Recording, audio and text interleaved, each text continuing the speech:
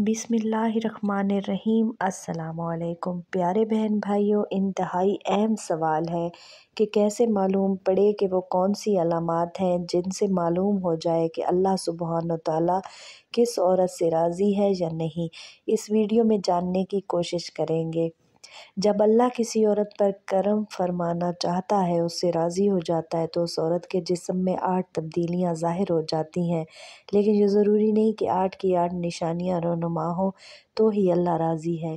جو ہی ان میں سے ایک نشانی بھی واضح ہو جائے تو سمجھ جائیں کہ رب کائنات آپ سے راضی ہو گیا ہے۔ اس کے ساتھ ساتھ ایک اور انتہائی اہم مسئلہ بھی بیان کریں گے کہ کچھ مرد حضرات خواتین کے ساتھ انتہائی گھٹیا رویہ رکھتے ہیں، لہٰذا آج کی اس ویڈیو میں حضرت علی کا فرمان سنائیں گے کہ کسی عورت کو گالی گلوچ کرنا کیسا ہوتا ہے، ایسے گھروں میں اس عمل سے کون سی پریشانیاں نازل ہوتی ہیں۔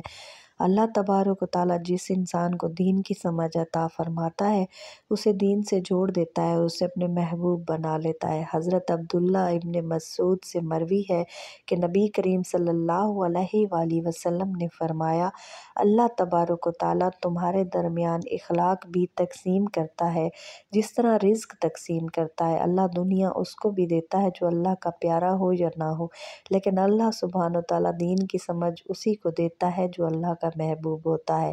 عبادت کی محبت، قرآن کی محبت، اللہ کی محبت اور اللہ کے ذکر سے محبت، رسول اللہ پر درود و سلام بھیجنے کا شوق اور تڑپ، یہ وہ چیزیں ہیں کہ اللہ نے اسے اپنا محبوب بنا لیا۔ دوسری نشانی یہ ہے کہ رسول اللہ صلی اللہ علیہ وآلہ وسلم نے فرمایا، اللہ جسے اپنا بناتا ہے تو اس پر پھر تھوڑی سی آزمائش بھی ڈالتا ہے، یعنی اللہ سبحانہ وتعالیٰ یہ دیکھنا چاہتا ہے کہ یہ بندہ میرے فیصلے پر راضی ہوتا بھی ہے یا نہیں، اور راضی ہو جائے تو پھر اللہ تعالیٰ اسے اس دنیا میں بھی راضی کرتا ہے اور آخرت میں بھی راضی کرتا ہے۔ لیکن اگر کوئی اس وقت بخلاہٹ کا شکار ہو جائے کہ جی میرے ساتھ کیا ہو گیا، حالانکہ میں تو نماز بھی پڑھتا ہوں، قرآن کی تلاوت بھی کرتا ہوں، تو پھر مجھے بخار کیوں ہو گیا، میں تو دین اسلام کی تعلیمات پر عمل کر رہا ہوں، تو پھر مجھ پر یہ سختیاں اور مصیبتیں کیوں آ رہی ہیں۔ یقیناً ایسی سوچیں انسان کو پریشان کرتی ہیں، لیکن ایسا ہرگز نہیں سوچنا چاہیے۔ حضرت بلال حبشی سے کسی نے پوچھا کہ آپ بڑی توحید کی باتیں کرتے ہیں، آپ کو اتنی بری طرح سے مار کیوں پڑی؟ تو انہوں نے جواب دیا کہ تم بھی تو بازار سے برتن خریدنے سے پہلے اسے اچھی طرح سے ٹھوک بجا کر دیکھتے ہو کہ مٹی ٹھیک طرح سے لگی ہے یا نہیں۔ بس میرے رب نے بھی مجھے آزمایا تھا۔ پھر یہی غلام تھا کہ جس کے بارے اللہ کے رسول نے ارشاد فرمایا کہ اللہ نے جنت میں بلال حبشی کو نہایت ہی اعلیٰ و رفیع مقام عطا فرما دیا ہے۔ نبی کریم صلی اللہ علیہ وآلہ وسلم نے فرمایا کہ شب معراج پر جنت میں مجھے اپنے سے آگے آگے قدموں کی آہٹ سنائی دی۔ میں نے جبرائیل علیہ السلام سے پوچھا یہ کون ہے؟ تو جبرائیل علیہ السلام نے جواب دیا بلال حبشی ہیں۔ نبی کریم صلی اللہ علیہ وآلہ وسلم جو واپس آ گئے تو بلال سے پوچھا کہ تم ایسا کون سا عمل کرتے ہو کہ جس کے سبب تم جنت میں اس مقام پر ہو؟ تو حضرت بلال نے عرض کیا یا رسول اللہ، آپ ہی نے تو فرمایا تھا کہ ہر وقت باوضو رہنا چاہیے، تو جب بھی میرا وضو ٹوٹتا ہے میں فوراً نیا وضو کر لیتا ہوں، اور جب وضو کرتا ہوں تو ساتھ ہی 2 رکعت نوافل بھی ادا کرتا ہوں۔ چلتے زمین پر ہیں اور قدموں کی آہٹ جنت میں سنائی دیتی ہے۔ بس آزمائش کا آنا بھی اللہ تبارک و تعالیٰ کی محبت کی نشانیوں میں سے ایک اہم نشانی ہے، کیونکہ اللہ کے محبوب بندوں پر ہی آزمائشیں آتی ہیں۔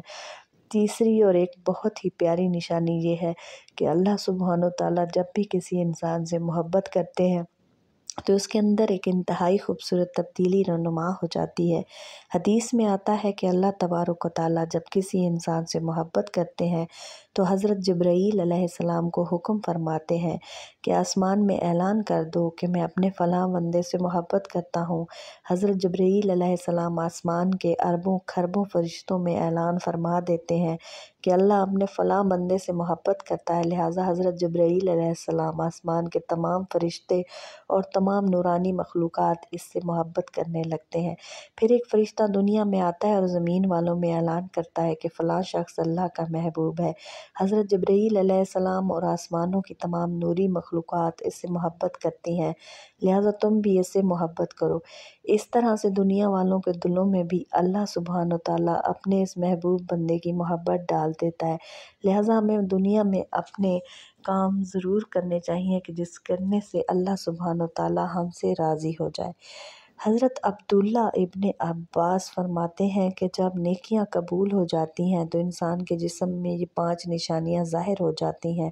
نمبر 1، جب کسی انسان کی نیکیاں قبول ہو جاتی ہیں تو اس کے چہرے پر عجیب سی رونق آ جاتی ہے، یعنی وہ انسان دنیا کے سامنے اپنی خوشی کا اظہار اپنی مسکراہٹ اور بشاشت کے ساتھ کرتا ہے، ہر وقت خوش رہنے لگتا ہے اور یوں لگتا ہے اس ساری دنیا میں اس سے زیادہ سکون اور وقار والا اور کوئی نہیں۔ نمبر 2، اس کا دل روشن ہو جاتا ہے کیونکہ اسے اللہ سبحانہ وتعالیٰ کے وعدوں پر یقین آ جاتا ہے، لہٰذا اس کے پاس کچھ ہو یا نہ ہو لیکن اس کے دل میں اتنی خوشی ہوتی ہے کہ اس کو کوئی پرواہ ہی نہیں ہوتی۔ یاد رکھو کہ انسان مال و دولت سے امیر نہیں بنتا بلکہ ہمیشہ دل سے امیر بنتا ہے۔ حضرت علی رضی اللہ تعالیٰ عنہ فرماتے ہیں کہ دولت مٹی کی طرح ہے اور مٹی کو پیر کے نیچے رکھنا چاہیے، اگر سر پر چڑھاؤ گے تو وہ قبر بن جائے گی اور قبر زندہ لوگوں کی نہیں ہوتی۔ نمبر 3، جب کسی کی نیکیاں قبول ہو جاتی ہیں تو اس کے جسم میں نیکی کی طاقت آ جاتی ہے اور شیطان اسے گمراہ نہیں کر سکتا۔ اللہ سبحانہ وتعالیٰ اس کے جسم میں شیطان سے بچنے کی طاقت پیدا کر دیتا ہے۔ نمبر 4، وہ اپنے مال و دولت میں فراوانی پیدا کرتا ہے، یعنی اللہ سبحانہ وتعالیٰ اس کے رزق میں برکت پیدا کرتا ہے۔ وہ لوگوں پر چاہے جتنا بھی خرچ کرے، ضرورت مندوں کو کتنا بھی بانٹے، اس کی دولت میں کمی نہیں آتی۔ حضرت علی رضی اللہ تعالیٰ عنہ فرماتے ہیں کہ نصیب کا رزق انسان کو ایسے تلاش کرتا ہے جیسے مرنے والے کو اس کی موت تلاش کرتی ہے۔ لوگوں کے دلوں میں اللہ اس کی محبت پیدا کر دیتا ہے، یعنی جب اللہ تبارک و تعالیٰ اپنے بندے سے خوش ہوتا ہے تو لوگوں کے دلوں میں اس کی محبت پیدا کر دیتا ہے۔ آئیے اب جانتے ہیں کہ ایک عورت کی سب سے بڑی ذمہ داری کیا ہے۔ حضرت علی رضی اللہ تعالیٰ عنہ کی خدمت میں ایک شخص حاضر ہوا اور دستے ادب کو جوڑ کر عرض کرنے لگا، یا علی، میری بیوی میرے گھر کا کام صحیح طریقے سے نہیں کرتی، نہ تو میرے کپڑوں کی صحیح دیکھ بھال کرتی ہے اور نہ ہی گھر کی صفائی ستھرائی میں کوئی کردار ادا کرتی ہے، تو کیا اسے میرا ڈانٹنا ڈپٹنا صحیح ہے؟ جیسے اس نے یہ کہا تو حضرت علی رضی اللہ تعالیٰ عنہ نے فرمایا کہ اے شخص، تمہیں کس نے یہ کہا کہ تمہاری بیوی پر تمہارے گھر کا کام کرنا واجب ہے؟ یاد رکھنا، اسلام نے عورت کی عزت کو جتنا بلند کیا ہے اتنا کسی مذہب نے نہیں کیا۔ میں نے اللہ کے رسول سے سنا ہے کہ عورت کی سب سے بڑی ذمہ داری ہے اپنی اولاد کی اچھی پرورش کرے اور ان کا خیال رکھے۔ اگر اپنی اولاد کی پرورش کرنے کی اجرت شوہر سے مانگنا چاہے تو مانگ سکتی ہے، اور تم گھر کے کاموں کی بات کرتے ہو، اگر وہ خوشی سے اپنے گھر کا کام کاج کرتی ہے تو یہ اس کی عظمت ہے، تم اس کا شکریہ ادا کرو اور اس کا احترام کیا کرو۔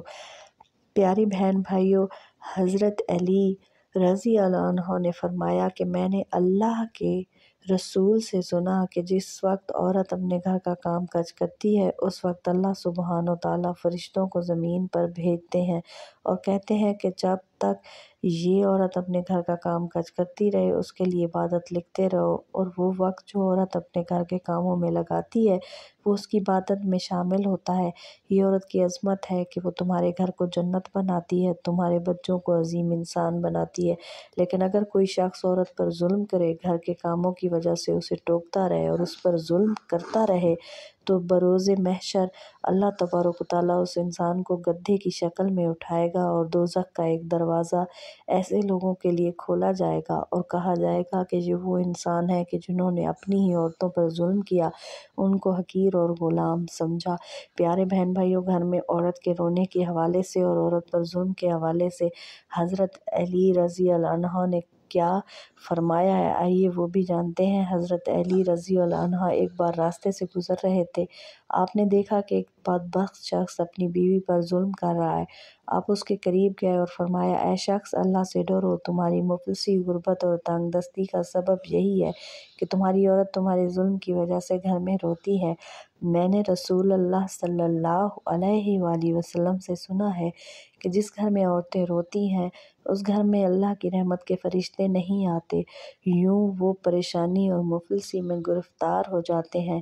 اے شخص، یاد رکھنا کہ اللہ تبارک و تعالیٰ نے اولاد مرد کی تقدیر میں اور رزق مال اور دولت عورت کی تقدیر میں لکھی ہوئی ہے۔ اگر تم یہ چاہتے ہو کہ تمہارے رزق میں فراوانی ہو اور دولت، عزت اور شہرت دن بدن بڑھتی جائے تو اپنے گھر میں اپنی عورتوں کا ख्याल रکھو اور انہیں خوش رکھو۔ اللہ کے فضل و کرم سے تم دولت، شہرت، عزت اور مال میں فراوانی پاؤ گے۔ پیارے دوستو، اسی طرح کا ایک اور واقعہ بھی ہے کہ ایک مرتبہ حضرت علی رضی اللہ عنہ ایک راستے سے گزر رہے تھے کہ آپ نے دیکھا کہ ایک شخص اپنی عورت پر ظلم کر رہا ہے، اس کی بے دریغ توہین کر رہا ہے۔ حضرت علی رضی اللہ عنہ نے اس کے قریب گئے اور فرمانے لگے، اے شخص، یاد رکھنا، اللہ نے مرد کو عورت سے زیادہ طاقتور اس لیے بنایا کہ وہ عورت کی حفاظت کر سکے، نہ کہ عورت پر ظلم کر سکے۔ میں نے رسول پاک صلی اللہ علیہ وآلہ وسلم سے سنا ہے کہ جو شخص اپنی عورت پر ظلم کرتا ہے، اللہ سبحانہ وتعالیٰ اس پر لعنت بھیجتا ہے۔ اس شخص نے کہا کہ یا علی، یہ میرے نکاح میں ہے، میں اس کو جو بھی بات کہتا ہوں یہ نہیں مانتی۔ تب حضرت علی رضی اللہ عنہ نے فرمایا کہ نکاح کا مطلب یہ ہرگز نہیں کہ تم نے اپنے لیے غلام خریدا ہے، بلکہ نکاح کا مطلب یہ ہے کہ تم نے اپنی نسل بڑھانے کے لیے اس عورت سے مدد طلب کی ہے اور تم نے اپنی اولاد کی اچھی تربیت کے لیے اس عورت کو چنا ہے۔ اے شخص، یاد رکھنا، جس سے مدد لی جائے اسے غلام نہیں سمجھتے، اور جو تمہاری اولاد کو پروان چڑھائے اسے حقیر نہیں سمجھتے، بلکہ تمہیں تو اس کا شکر ادا کرنا چاہیے۔ یاد رکھنا، عورت پر ظلم کرنے کا مطلب ہے اولاد کی بغاوت، کیونکہ آنے والے وقت میں تمہیں جو بھی اولاد اس عورت سے نصیب ہوگی تو اس کے دل میں تمہارے لیے بغاوت ہوگی۔ جب اولاد بڑی ہو جاتی ہے اور اپنی ماں پر ظلم ہوتے دیکھتی ہے تو اس کے دل میں تمہارے لیے نفرت ہی پیدا ہوگی۔ اس لیے جتنا ممکن ہو سکے اپنی بیوی کے ساتھ اچھا سلوک کرو اور اسے خوش رہنے کی کوشش کرو۔ اللہ تبارک و تعالیٰ سے دعا ہے کہ ہم سب کو نیکی کی بات سننے، سمجھنے اور اس پر عمل کرنے کی طاقت و توفیق عطا فرمائے۔ میرا سنانا اور آپ کا سننا قبول فرمائے، آمین یا رب العالمین۔ یہ معلوماتی